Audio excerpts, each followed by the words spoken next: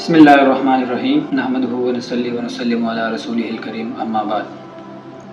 ایک بھائی نے سوال کیا ہے کہ جو عورت کا چہرہ ہے وہ پردے میں داخل ہے یا نہیں، اور عورت کے لیے چہرہ کا چھپانا فرض ہے، واجب ہے یا مستحب ہے۔ بعض اسکالر کہتے ہیں کہ عورت کے لیے چہرے کا چھپانا ضروری نہیں ہے، مستحب ہے، چھپائے تو اچھی بات ہے، نہ چھپائے تو کوئی بات نہیں۔ اس کا کیا جواب ہے؟ تو اس کا جواب یہ ہے کہ دیکھیے، سب سے پہلے تو ہمیں یہ بات جان لینی چاہیے کہ آپ صلی اللہ علیہ وسلم کے زمانے میں خیر القرون میں عورت اپنے چہرے کا پردہ کرتی تھی یا نہیں۔ شروع اسلام میں تو عورت کے چہرے کا پردہ نہیں تھا، ٹھیک ہے، لیکن جب پردے کی آیت سورہ احزاب کی آیت یا ایھا النبی قل لازواجک وبناتک ونساء المؤمنین یدنین علیہن من جلابیبہن، یہ آیت نازل ہوئی، تو اس کے بعد 10 معتبر تفاسیر کے میں حوالے آپ کے سامنے پیش کروں گا کہ ان مفسرین نے اس بات کو مانا ہے اور اس بات پر وہ ایگری ہوئے ہیں کہ عورت کے جو چہرے کا پردہ ہے وہ اسلام میں کے اندر ہے، ضروری ہے۔ سب سے پہلے جو تفسیر ہے تفسیر قرطبی، نمبر 2 تفسیر ابن کثیر، نمبر 3 تفسیر طبری، نمبر 4 احکام القرآن امام ابوبکر جساس کی جو تفسیر ہے، اور نمبر 5 تفسیر زمخشری، نمبر 6 تفسیر غرائب القرآن، اور نمبر 7 جو ہے تفسیر کبیر، نمبر 8 تفسیر معارف القرآن، نمبر 9 تفسیر مظہری، اور نمبر 10 حنفی فقہ کے سب سے معتبر تفسیر اور سب سے لمبی تفسیر، تفسیر روح المعانی۔ ان 10 تفاسیر میں ان تمام مفسرین نے اس آیت کے نیچے یہ اس بات کو مانا ہے انہوں نے کہ عورت جو ہے اس کے چہرے کا پردہ اسلام میں ضروری ہے، اور باقاعدہ دلائل انہوں نے پیش کیا ہے، ٹھیک ہے۔ تفسیر ابن کثیر میں تو عبداللہ بن عباس رضی اللہ تعالیٰ عنہ کے حوالے سے علامہ ابن کثیر رحمۃ اللہ علیہ نے فرمایا ہے کہ عورت اپنے آنکھوں کو بھی چھپائے گی، بس ایک آنکھ صرف کھلی رکھے گی، وہ بھی کس کے لیے؟ کہ راستہ دیکھنے کے لیے۔ تو یہ 10 تفاسیر اس آیت کے نیچے آپ جا کر اگر ملاحظہ فرمائے، مطالعہ فرمائے، تمام مفسرین اس بات پر متفق ہوئے کہ عورت کے چہرے کا پردہ اسلام میں ہے۔ اس کے علاوہ اگر آپ دیکھنا چاہتے ہیں تو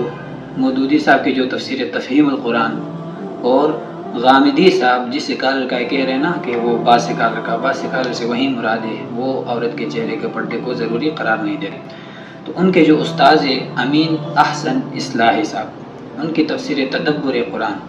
انہوں نے بھی اس بات کو مانا ہے کہ عورت کے چہرے کا پردہ ضروری ہے۔ صحیح ہو گیا؟ اچھا، یہ تو تفاسیر تھے جن کا نام میں نے آپ کے سامنے پیش کیا۔ باقی 4 احادیث میں آپ کے سامنے پیش کروں گا۔ سب سے پہلی حدیث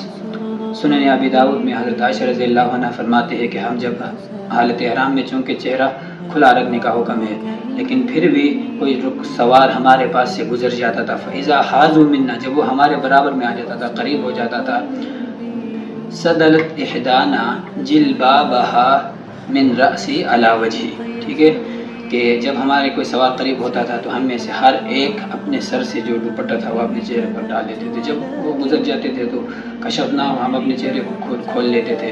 دوسری روایت صحیح بخاری میں واقع عفق کا جہاں تذکرہ آتا ہے، حضرت عائشہ رضی اللہ عنہ پہ تہمت جو لگی تھی، تو حضرت صفوان رضی اللہ تعالیٰ عنہ جب حضرت عائشہ رضی اللہ عنہ کے پاس گئے اور انہوں نے انا للہ پڑھا،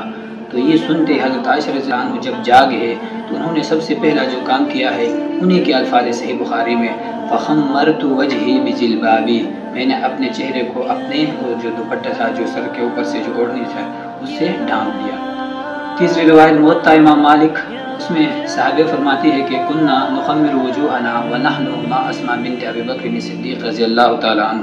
کہ ہم اپنے چہروں کو ڈھانکا کرتے تھے اس حال میں کہ ہم حضرت اسماء رضی اللہ عنہ کے ساتھ ہوتے تھے۔ چوتھی روایت مستدرک علی الصحیحین، جس کو مستدرک حاکم بھی کہتے ہیں، اس میں ہے کہ حضرت اسماء رضی اللہ تعالیٰ عنہ فرماتی ہے کہ کننا نغطی وجوہنا من الرجال، کہ ہم اپنے چہروں کو چھپاتے تھے مردوں سے۔ تو یہ 4 معتبر کتب سے روایات دلائل میں نے پیش کیا اور 10 تفاسیر کے نام لے، ان میں اگر 2 آپ اور ایڈ کر لیں مودودی صاحب اور امین احسن اصلاحی صاحب کی،